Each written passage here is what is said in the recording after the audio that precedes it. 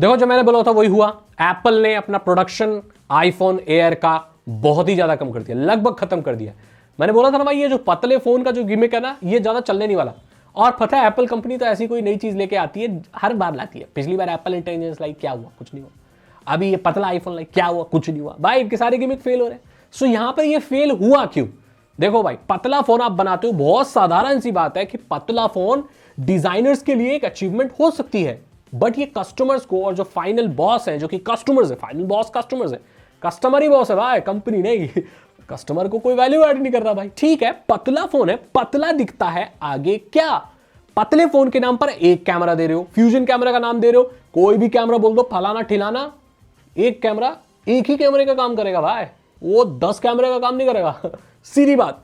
आप भाई 1,20,000 में मोनो स्पीकर दे रहे हो, एक स्पीकर दे रहे हो मोनो वाला, वो क्या बात है? 1,20,000 कम पैसे होते हैं, वो 1,20,000, वो कितने फोन आएंगे इसमें आप लेना चाहो?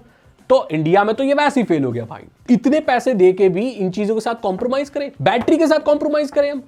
आप मानो ना मानो भाई, पतले फोन में सबसे बड़ी तो यही प्रॉब्लम है कि ज्यादा बैटरी डाल नहीं सकते, चाहे सिलिकॉन की हो चाहे पिली कोई भी हो भाई। पिलीकॉन तो कोई टेक्नोलॉजी नहीं, बट मैं बता रहा हूं भाई ये चैलेंज है।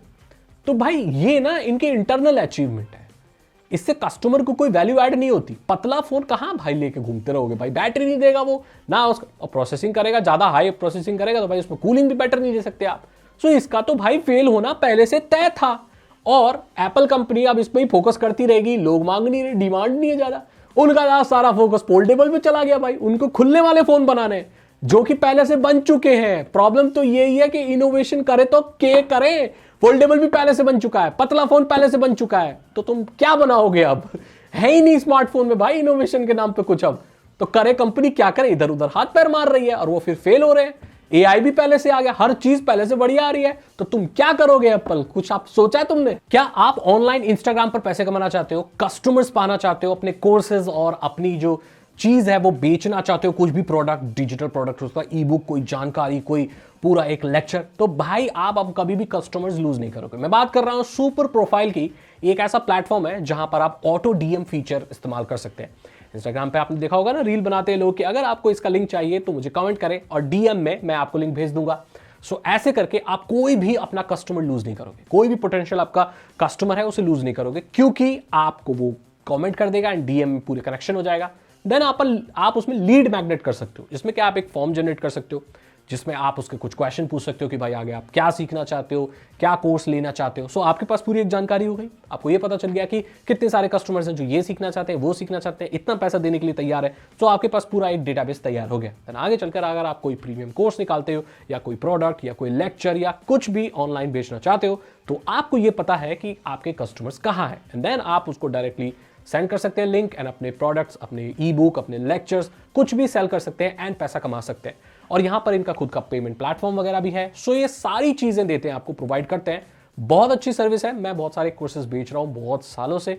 मुझे ये लगता है कि आप अगर ट्रैफिक ले रहे हो तो आप उसे मोनेटाइज कर सकते हो, लोगों को अपनी नॉलेज अपनी उसके साथ बेचकर पैसा कमा सकते हो। सो मेक श्योर आप डिस्क्रिप्शन को चेक करें, वहां पर सुपर प्रोफाइल का लिंक मिल जाएगा, जाके ज्वाइन करें और कभी भी अपने पोटेंशियल कस्टमर को लूज ना करें, क्योंकि आपने अगर कस्टमर लूज कर दिया सो बिजनेस कैसे ग्रो करोगे भाई।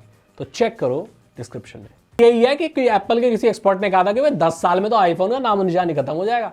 एप्पल कंपनी को कुछ अब नया सोचना चाहिए। अगर वो नहीं सोचेगा ना तो भाई नाम सिर्फ एप्पल का लोगो ही रह जाएगा, नया कुछ नहीं रहेगा इसमें, मैं बता रहा हूं आपको। हाँ, इनकी अपडेट्स वगैरह बाकी जो फोन की क्वालिटी वगैरह वो ठीक है, बट इनोवेशन के नाम पर मैं ये कह रहा हूं कि बहुत बड़ी प्रॉब्लम है भाई सारी स्मार्टफोन कंपनियों के पास, सिर्फ एप्पल के पास ही नहीं।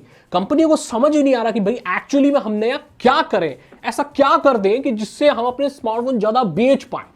ये बहुत बड़ी प्रॉब्लम है भाई। अब ये कुछ ढूंढ रहे हैं इधर उधर, नया एआई में नहीं मिल रहा, पतले फोन में नहीं मिल रहा, मुड़ने वाले फोन में नहीं मिल रहा। अरे क्या करें, कितनी टेंशन है दोस्तों। मैं स्मार्टफोन कंपनी का मालिक होता तो मुझे नींद तक नहीं आती कि मैं क्या करूं, क्या लोगों के सरों में फोन लगा दूं, क्या करूं। आपकी क्या राय है भाई? क्या ये फेल होना इसका पतले वाले का तय था? आपको क्या लगता है स्मार्टफोन में क्या नई चीज ऐसी करे? अरे क्या करें आप ही लोग बताओ, मैं तो बड़ा परेशान हूं। अरे कहां जाऊं, वैसे मेरी कंपनी तो नहीं है एप्पल, मैं क्यों परेशान हूं। ठीक है दोस्तों, कमेंट करो और मैं मिलता हूं आपसे अगली वीडियो में। Thank you so much and good bye. अब जिन्होंने खरीद लिया पतला फोन, खरीद लिया, डालो पॉकेट में, घूमो पतले से, क्या करोगे पतले से, कोई मतलब मोटा अच्छा होता दोस्त, प्रो मॉडल बढ़िया होने लो, कम परफॉर्मेंस तो दे रहे भाई, फुल फ्लैश्ड कैमरा को फेल कर रहे हैं वो, ये पतले फोन बोले क्या करोगे, पता नहीं कैसी तैसी चीजें आ जाती हैं, कुछ काम तो होता नहीं है, सब बकवास है।